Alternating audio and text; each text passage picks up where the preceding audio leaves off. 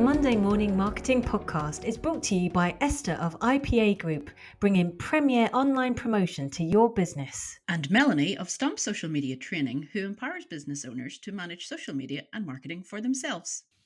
Hey guys, today we're joined by Fiona Walsh and we're talking about using PowerPoint presentations as part of your marketing. Welcome, Fiona. Hi, thanks for having me. It's great for you to join us. So, PowerPoint, are we talking exclusively like Microsoft PowerPoint or, the Microsoft package that includes PowerPoint? Or do you also do the Apple Mac Keynote, is it called? Isn't there a Google Slides as well or something? There is. And Prezi and all of those. Yeah, lots of different things. I'm predominantly PowerPoint because I'm a Microsoft master trainer. So that's why I specialise in PowerPoint. Yeah. Ooh. So that means that I have a teaching qualification that is recognised, an IT teaching qualification that's recognised by Microsoft and the Microsoft Office Specialist exams. And then with the two of those, you get certification as a master trainer. Okay, brilliant. So now that we've figured out which of the PowerPoint platforms, then why should people use PowerPoint? Why should people use PowerPoint? That's a great question. Do you know what I see a lot of people doing now? And that is using PowerPoint for webinars as lead magnets. Because how many people now are doing webinars to get maybe people's email addresses, and they're going to give a little bit of information to them to start with on a webinar, and then they're going to put them on their emailing list and see if they want to sign up to services, courses, what have you. So really, your PowerPoint is very much part of your brand. So PowerPoints, with the amount of scope for using a PowerPoint, because obviously lead magnets and webinars is one way, but it's also a way of presenting your knowledge maybe at an in-person event these days as well. Is there a prescribed way of doing it that you feel is more effective, or does it depend on the type of business? It's a good question. I'm not sure I would agree that it depends on the type of business, but for me, I think it depends on a couple of 3 points actually, and that is the people, the purpose, and the place. So when I'm talking about the people, it's who are you presenting to? Okay, so it could be, this could be anything. It could be a one-to-one in a business environment. It could be a one-to-one with your manager. It could be a one-to-one with one of your team members.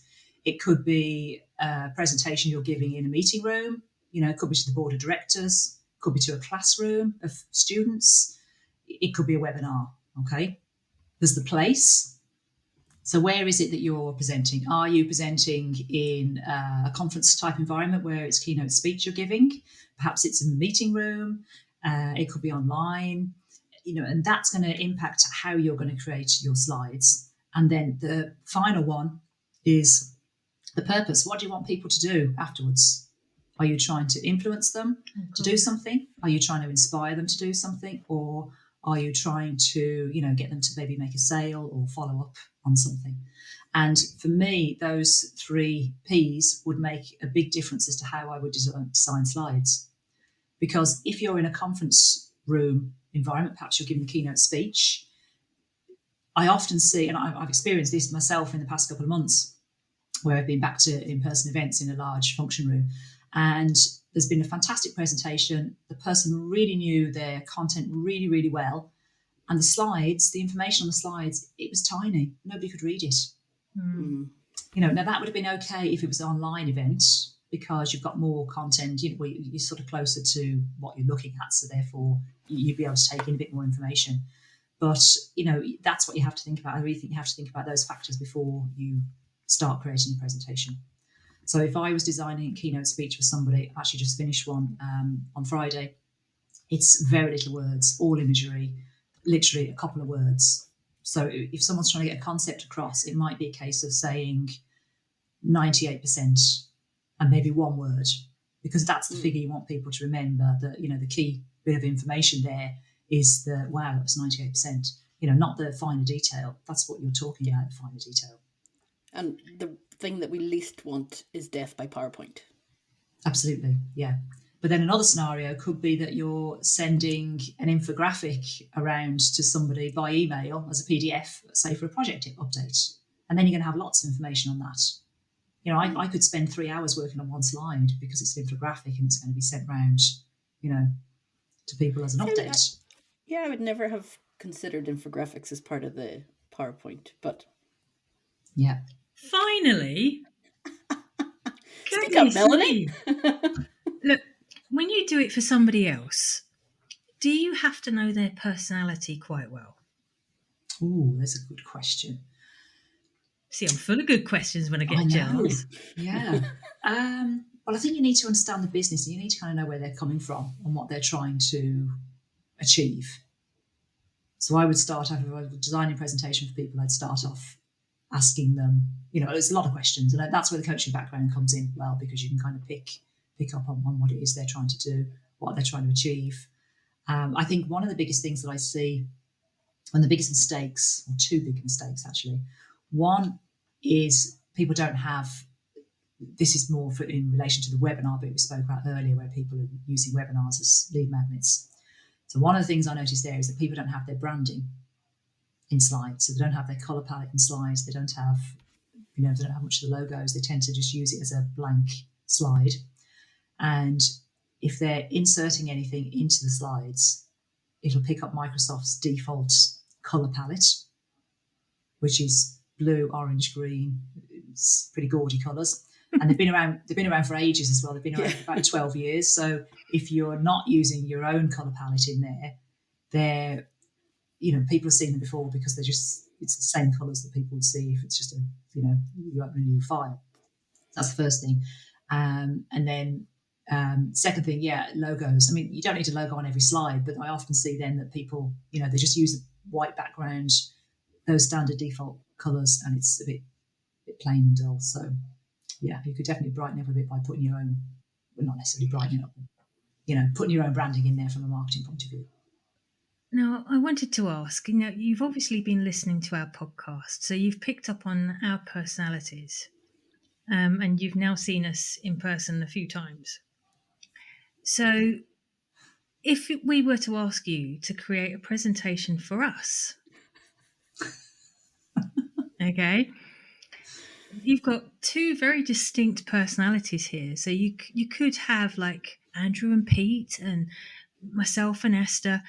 So how would you amalgamate the personalities, bearing in mind the brand and the messaging?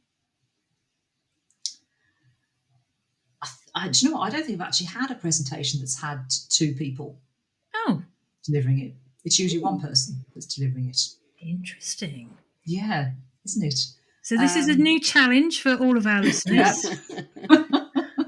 Fiona needs two people to come along and challenge her. But I'm sure even at the end of the day, like Melanie and I, yes, we're different, but as the Monday Morning Marketing Podcast, we have our branding, we have our colors. Yeah. So that at least is a jumping off point. But I totally agree with you having the branding and the colors and stuff in each slide, because also if you're going to be doing an online presentation, how many times are people screenshotting your information? Yeah, absolutely. And if it's blank, then they're going to try and pass it off as their own. Do not steal. That was, remember, from a previous podcast, I said, do not steal.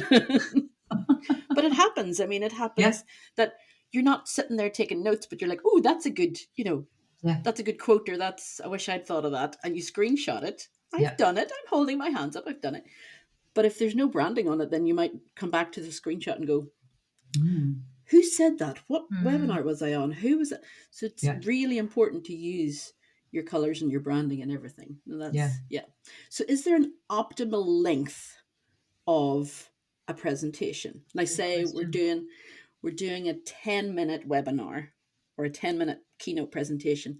How many slides per minute? Oh, good question. No, I don't go down that route of how many slides per minute, because it depends it depends what the slides are, and it depends how you've set the slides up. Oh. Right, because you could have, if you've got imagery and you're using mostly imagery, and if it's keynote, you probably are. And if I was doing a keynote, I wouldn't necessarily have a logo on every slide, because sometimes when you've got full imagery on a slide and you've got a logo, the logo's kind of not really working with it. So sometimes I wouldn't have logos on, as in pictures, not a slide. Mhm. You could with have the words people on. on there, couldn't you? Say that again. You could have the person on there. So Yeah, it's yes, still but it, talking about the brand because it's talking about the person, Like the yes, name, you mean? or a photo of the person. yeah, I do that quite a lot. I find when people are doing keynotes, they don't have pictures themselves on, and I'm like, no, you have to have a picture of yourself because you're selling yourself, aren't you? At the end of the day, you have to have a couple of pictures of you, whether you I like it hadn't or thought not. about So, that. Suppose so. well, actually, the one I've just finished is for somebody who is doing a speech or keynote delivery, whatever, at Croke Park actually during the week. And I was in that venue a couple of weeks ago, and it's quite large. And if you're sitting in the back, you won't actually see the speaker. Now they've got sort of screens down the room, so monitors down the room, so people will be looking sort of there, and they'll see you a bit there. The first thing I said was images of you, absolutely need a good few of those. So we've got 3 images throughout the presentation. One on the front so that people can see, because you'll be small on the stage, and then people can see them big Yeah. behind because it's a huge, massive screen there. And one in the middle we had somewhere, and then one at the end as well with a call to action, because a lot of time people don't have call to actions in presentations. They go, "Thank you," there's a last slide, and that's it's not really doing anything. So I've got to ask, a million years ago when I was at probably secondary school, I'm thinking when was I doing presentations? Probably secondary school. They would say, and I just want to see if it's still true today. Say what you're going to say what you're going to say, and then say what you said. Say that Yes. again. Say, say what you're going to say what you're saying, and then say what you said. So Yeah, like repeat as a yourself. summary. Yeah. So first tell people what's coming up, say what you're going to actually say, and then say what you just said. And that was how I was taught how to do my PowerPoint presentations. That's the start, middle, and end. So is that still true today as it was back then? Obviously, slightly more interesting. Well, I still think you need to tell people what's coming, because if you don't, they're probably wondering where things are going. Definitely summary. So actually, definitely tell people what you said. Hmm. Definitely, yeah, without a doubt. I suppose the beginning could be a little bit different. Maybe you wouldn't necessarily say what you're going to say.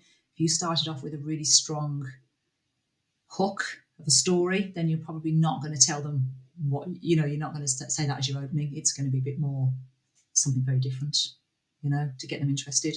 So maybe not the start, but I think the telling them what you're telling them, and then tell them what you told them. So I think the end bit, yeah, because you're kind of doing a wrap up and a summary of your key points then. Yeah. And then you mentioned having a call to action at the end. Yeah. On a PowerPoint, what is the best type of call to actions? Is it a link? Is it a phone number? Is it a QR code? What's the best, the easiest way for people to do the call to action? Again, I think it depends what you want people to do, but I think a QR code is very good, especially for keynote speeches, because then everyone's got their phone in the audience and they can quickly, do that. Unless you're on at the end of the day, at which point the phone has died. Yes, and the other thing is as well, I know I was at a conference recently and taking all the the information from the keynotes, but then I could lose them on my phone. As in, you close them down, and so it's Yeah. definitely something to think about, isn't it? Yeah. Because I remember years ago, it used to be like there was the 5-digit telephone number, like just send a message to this 5 digits. It would have Yeah, cost you money. yeah, And, even if I was down in the Republic of Ireland at a conference, then I couldn't have messaged the number because it yeah, wasn't a local number to me. That's yeah, So, true. things like that you really have to take into consideration. But I suppose then if it's a PowerPoint on a webinar, then usually like maybe a link. Could it be yeah, clickable? Can yeah. it be, would you advise people to send people their webinar slides after the webinar and Yeah, again, I suppose it or depends. not? It depends on the circumstances. Like if they are collecting email addresses and they can send something out afterwards, then yes, they can. Sometimes when you're sending it out as a PDF, it's not always clickable. So you need to make sure that it is, because sometimes the way you export it, it loses the link, and then you've just got an underlined bit of text that you can't actually click on. So you need to make sure you've done that right. The other thing that quite a few people are interested in doing is having like a connect with me type call to action, and then I'll do a screenshot of their profile so that when somebody finds them, they know they found the right profile. Do you know the way you might be, you're seeing somebody, they're talking on stage or they're talking in a webinar, and then you look them up on LinkedIn, you're like, is that them? That doesn't sound, that doesn't look like them. Is that really them? So, a screenshot, so you're like, yeah, because then you'd recognize that when you came across it, that profile, when you came across it. Oh, and one point that Esther brought up there was about sending the slides. And there's one particular speaker that I've seen pretty much every time I've seen them, has always put up a link, a bit.ly link of their slides. Is this a good takeaway to have? Interesting. I was at a conference recently and one of the speakers did that. And I downloaded the slides, and there were a huge amount of slides, massive file. And it depends what information is on them as well, because for this particular presentation, I think unless the slides wouldn't have made any sense to you unless you were in the presentation. Do you know what I mean? So, yeah, that's like quite intentional. That is quite intentional, because I Yeah. do that as well. To me, it's actually more a prompt as to what to say. Yeah. Rather than, because most people read what you've put down in seconds, and then they switch off. Yeah. And B, especially in the sphere that we're in, because obviously you work in different areas, it changes so quickly that we don't want people going, well, you said this, and like, well, that was a year and a half ago. Yeah, exactly. And so I think a lot of businesses and a lot of speakers would do that quite intentionally. It would only be a prompt to people who were there. And go, oh, yes, I forgot they mentioned that, when they see that picture or that phrase. Yeah. And people often ask me about using the notes, and then how to, as in they're using the notes so that perhaps they're using the presenter view when they're presenting so that they can see the notes on their screen, and then the audience is only seeing the slide. And it's almost like you could have two slide decks. You could almost have one with the notes incorporated so that you could send that out to people. You might not necessarily want to send out the notes view, because sometimes that doesn't look great. But sometimes you could almost do two presentations. And say if you're doing, people are doing a sales pitch, okay, and they've got a certain amount of information actually on the slides and a certain amount of information in the notes, because you don't want to deliver that information. You don't want to have that information, key information, on the slide, because as you've just said, Mel, people are reading ahead, and then they see the information before you've had a chance to deliver it. So really what you want to do is you want to be talking that through, and you know what I mean? You want to be delivering that with your voice, not with somebody reading it on a slide. So, there's definitely, but then if you were sending a pitch deck around afterwards to potential investors, then you might want them to have more information. So you could have two slide decks, one with the full information on that you wouldn't present, that you'd send round as a PDF, and then the other one is the one you actually deliver. That's a really good idea. Yeah, so for pitch decks, it might be a case of having two, I think, with one with the, all the information in, and the other one is you're delivering it and having conversations around it. Now, just a question that has popped into my head. Is there a font that is a definite no-no when it comes to PowerPoint, or should people just stick to, I hate it, Times New Roman, or what's that other one that everybody uses? Comic Sans. Oh, no, please. Lovely font. What's wrong with Comic Sans? No, unless you're a primary school teacher, and even then, please don't. Is it Trebuchet? Is the other one? Is there one that just really don't, please don't use this? Or does it again depend on who it's for and where you're going to present and stuff like that? Because surely there has to be some that are really hard to read if you're in an event like Croke Park down in Dublin, or even sitting looking at your computer screen. I mean, some people sign up for webinars and they watch them on their phones. Let's be honest here. So it's tiny. Yeah. So just I'm dying to know what. I like some of the more clean fonts. Okay, so, and I agree with what you've said there, Esther. So you've got fonts like Calibri, Times New Roman, Comic Sans. I mean, they're all, it's the same as using the same. It's just a standard PowerPoint one. So I would definitely stay away from those, because your presentation isn't going to look any different. It's going to just look like everybody else's that hasn't bothered to put any branding on it. What I do find is that not everybody's branded fonts work well in PowerPoint. So you might have had a designer do lovely logo, lovely color palette, come up with some really nice fonts for you, but sometimes in PowerPoint they don't work very well. They might be Interesting. too narrow. So again, I had one recently that I was working with, and I popped the fonts in, and I looked at them and said that absolutely doesn't work. It's just too narrow, so you couldn't really read it very well. Probably looks quite nice on maybe other social media, but just didn't work in PowerPoint at all. So I tend to go for quite clean fonts, nothing too fancy. But again, it depends. It depends what you're doing, and it depends what kind of impact you want to get. And I how think one fun of the the people are. exactly, yeah. I think Open Sans is a nice one that works quite well, and I think that's I think that's one of the top. There's a some font specialists or designers have done a list of the best ones for PowerPoint. I think Open Sans comes up there quite high. I wanted to ask, would having a box or a shade behind some of these thinner fonts help accentuate it on the side? Do you know what I It mean? probably, Like a yeah, I do, yeah. background. Yeah, and funnily enough, that is a technique that I use, Mel, when, let's say you have an image that you find that captures a concept that you want to get across, and there might be changing contrast in that image. So there might be light and Right. dark in that image, and you want to put text across that.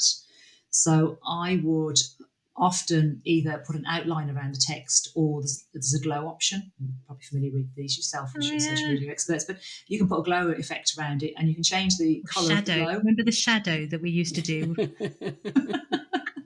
still use that in PowerPoint though, because for infographics it works quite well, the shadow one. But the glow works well. I think a lot of people don't realise the standard glows are gaudy because they're yellow, blue, green, orange. They don't look very nice. Microsoft But if you, colors. yeah, exactly. But if you, even if you have your branding colours palette in there, it still doesn't seem to pick that up for the glows. But if you pick Right. other colours, you can pick, say, a white glow or a black glow, and that would then help emphasise the text. It could work on the thinner. It could work on the thinner fonts. I'll have to try that. So, I mean, you've given us so much information here today, Fiona, and we're very, very grateful for that. How do people get in touch with you? Best place to get in touch with me is on LinkedIn. So if you search for Fiona Walsh and PowerPoint, and you will definitely find me if you search for that on LinkedIn. And it's a good place to follow me or connect with me, because I share a lot of videos on tips and tricks, what you can do in PowerPoint. And they're all very simple things as well. So that's the best place, I think, to find me and connect with me. And just in case people are confused with the accent, you are in County Cork. That's so correct. If it pops up that she's in County Cork, she is that one. I am. Yes, I am the one in County Cork. Yeah. Brilliant. Well, that's it for today, guys. Thank you so much, Fiona. Thank you, everyone, for listening, and we'll be back next week with more Monday Morning Marketing. Until then, bye-bye. Bye, guys. Bye. I've got to ask, what's the cat's name? There's a cat? Yeah. You missed the cat. The cat is called Minnie. Fast asleep there, look. Snoring. Minnie. Snoring. The cat's snoring. Yeah. Oh, cool. That's like Darth Vader. You get a bit of like.